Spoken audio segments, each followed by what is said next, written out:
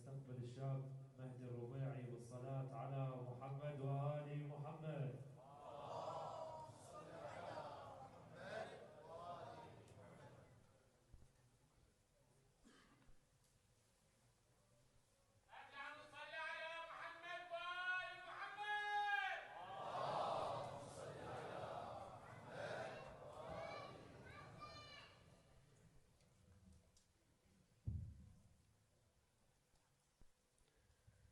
أعوذ بالله من الشيطان الرجيم. بسم الله الرحمن الرحيم. الحمد لله رب العالمين. صلى الله على سيدنا ونبينا محمد وآله الطيبين الطاهرين.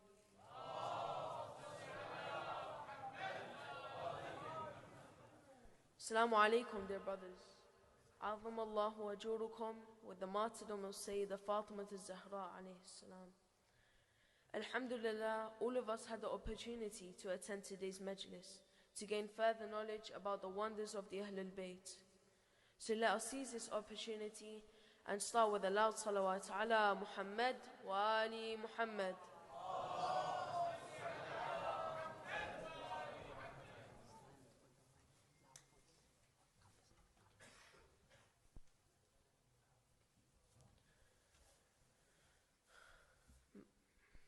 My speech will focus on the leader of all women, Fatimah Al-Zahra, specifically on some of her honorable characteristics, including her kindness and generosity.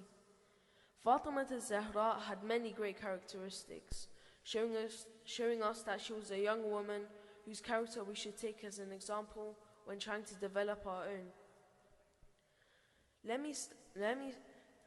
me start by telling you a story which doesn't just show how caring Fatima was for her father, Prophet Muhammad sallallahu alaihi wasallam, but how thoughtful and generous she was as well. Often, when the Prophet came from outside, he was bleeding from the stones people threw at him. Fatima Al-Zahra would be the one to wipe the blood away with a wet cloth, and she would do this continuously. Not only did she do this, but she did many other great things to care for her father and everyone else. And because of that, she rose to the position of being called Ummu Abiha, a unique title not possessed by any other. I know all of us might have different opinions on what having this title means, but to me, this means that Fatima was such a perfect person, that she was like the mother of the person who raised her into the great individual that she became. This title also indicates how loving and important Fatima Al-Zahra was to her father. It is important to remember that Fatima's aim was not to gain some kind of superiority or title. She was naturally a wonderful, loving and kind person who didn't expect rewards of any kind. And two stories to show this is when one special day, the day of Fatima Al-Zahra's wedding, there was a knock at the door. The door was opened, and the poor person was found standing there, asking for help, for money, or something she could trade.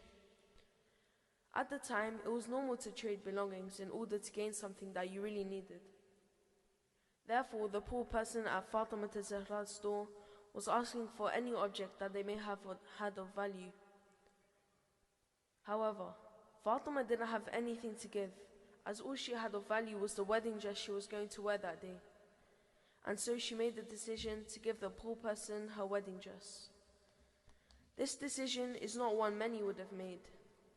A wedding dress is such a vital aspect of so many weddings, and something precious which money is spent on. But all Fatima Al-Zahra was thinking of was giving a poor person something to sell, to buy a warm meal, or to afford some shelter. And this showcases her generosity and thoughtfulness. Another story to show how kind and loving she was when she had a worker in her house called Fidda to help with the housework. But she didn't let her do all the work. She said she would do half the work and Fidda would do the other half. Salawat.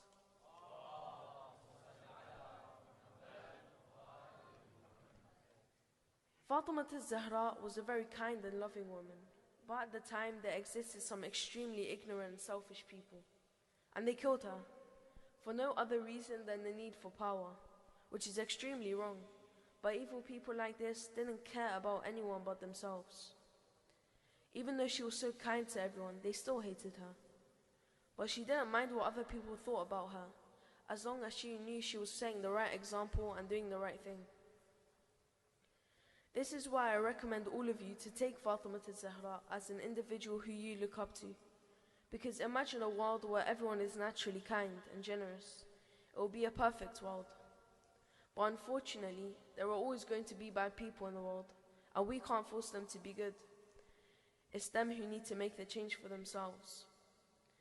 This brings me to the time of Fatimah Al-Zahra, when the enemies had so many chances to change, but they still continued, following the wrong path. But then it came to a point where they had gone too far. The days of mourning were still underway for the death of Prophet Muhammad sallallahu alayhi wa alihi, and many people were giving their condolences to Fatimah Al-Zahra, but sadly not everyone came for a good reason. There was a strange knock at the door, but as Fatima was not wearing a complete hijab, she stood behind the door to answer. She asked who it was.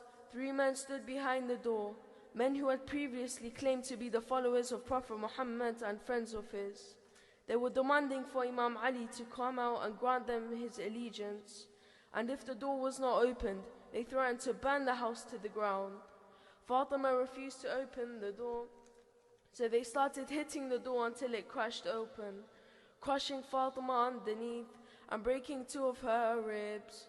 A huge nail from the door also entered her body, causing the death of her unborn child Muhsin. Fatima fell to the floor. Then the men started beating her, and then ran into the house of Fatima, lay broken underneath the weight of the door, and tied up Imam Ali and took him as prisoner with them, dragging him through the streets. Lady Fatima only survived for a few weeks and then passed away. But during these few weeks, people complained that Fatima was crying too much. But these people didn't have any sympathy for Fatima at all. After all that kindness she showed to them, after she just lost her father, her baby Muhsin, and broken her ribs. So Imam Ali built her a house outside of Medina called Bayt al-Ahzan, where she could cry as much as she needed, without the disturbance of ignorant people.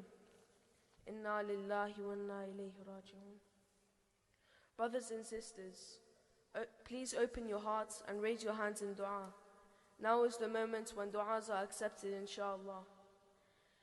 Ya Fatimah Al-Zahra, Ya bint Muhammad, قرة عين الرسول يا سيدتنا إنا توجهنا واستشفعنا وتوسلنا بك إلى الله وقدمناك بين يدي حاجاتنا يا وجيهة عند الله اشفعي لنا عند الله يا وجيهة عند الله اشفعي لنا عند الله. صلى الله على سيدنا ونبينا محمد وآله الطيبين الطاهرين.